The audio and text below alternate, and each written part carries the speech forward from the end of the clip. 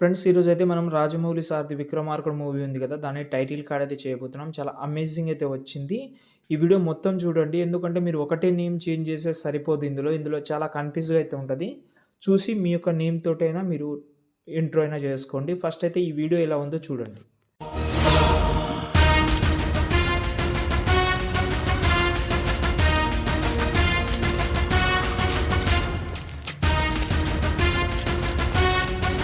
Video అయితే చూశారు కదా!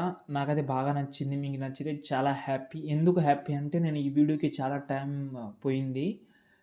అంటే ఆ అవుట్‌పుట్ అనేది కరెక్ట్‌గా రావాలనే ఉద్దేశ్యంతో చాలా, చాలా అంటే చాలా చాలా చూసి, చూసి చేసినా నేను. ఓకే. వీడియో లాస్ట్ వరకు చూడండి. నేను కొన్ని విషయాలు మాత్రం డెఫినెట్‌లీ అయితే చెప్తాను. ఎందుకంటే ఇందులో చాలా అంటే చాలా ప్రాసెస్ ఉంటది. అది మీరు చేసుకోండి. ఇప్పుడు నేనైతే నవీన్ అనే నేమ్ అయితే మీకైతే చూపిచ్చాను. నవీన్ అనే నేమ్ అనేది 3 లెటర్‌లో ఉంటది. చాలామంది ఎక్కువ లెటర్ ఉంటది. చాలామంది 2 లెటర్ మాత్రమే ఉంటది. ఇంగ్లీష్‌లో పెట్టినా నో ప్రాబ్లమ్. తెలుగులో పెట్టినా నో ప్రాబ్లమ్. చాలామంది 5, 6, 7 ఇలా చాలా లెటర్ ఉంటది కాబట్టి దాన్ని బట్టి నేను చెప్తాను. దాన్ని బట్టి మీరు అడ్జస్ట్‌మెంట్ చేసి యూజ్ చేయండి. ఓకేనా? ఫస్ట్ అయితే ఇక్కడ నేను ప్రాజెక్ట్ ఇచ్చాను. ఆ ప్రాజెక్ట్‌ని ఇక్కడ పైన ఈ 3 డాట్స్ మీద క్లిక్ చేసి డూప్లికేట్ చేసుకోండి. మీరు ఇంపోర్ట్ చేసి డూప్లికేట్ చేసే ముందు ఫాంట్ అయితే యాడ్ చేసుకోండి. మళ్ళీ ప్రాబ్లమ్ ఫేస్ చేయకండి. డిస్క్రిప్షన్‌లో ఫాంట్ లింక్ ఇచ్చాను. యాడ్ చేసుకోండి. ఓకేనా? ఇప్పుడు నేనైతే ప్రాజెక్ట్ అయితే ఓపెన్ చేస్తున్నా. ఓకే. మీకు ఇలాగే వస్తే మీకు మంచిగా మనకు ఫాంట్ మిస్సింగ్ కూడా రాదు. ఫాంట్ యాడ్ చేసుకుంటే మళ్ళీ మిస్సింగ్ వస్తది. కాబట్టి ఫాంట్ యాడ్ చేసుకోండి ఫస్టే. ఓకేనా? ఇప్పుడు ఇక్కడ కెమెరా ఉంటది. కెమెరాని ఆన్ చేసుకోండి. ఆన్ చేసుకుంటే కొంచెం పర్ఫెక్ట్‌గా అయితే కనిపిస్తది. ఓకే.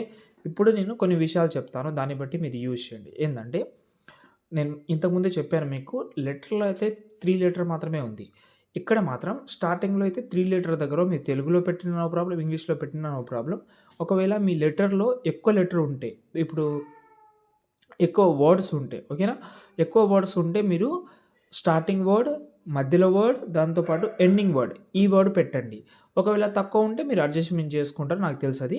ఎగ్జాంపుల్‌గా నవీన్ అనే ఉంది. నేను పెద్ద నేమ్ అయితే ఏందంటే ఒక్క నిమిషం. ఏదైనా ఒక మంచి నేమ్ ఆలోచిద్దాం. ఓకే.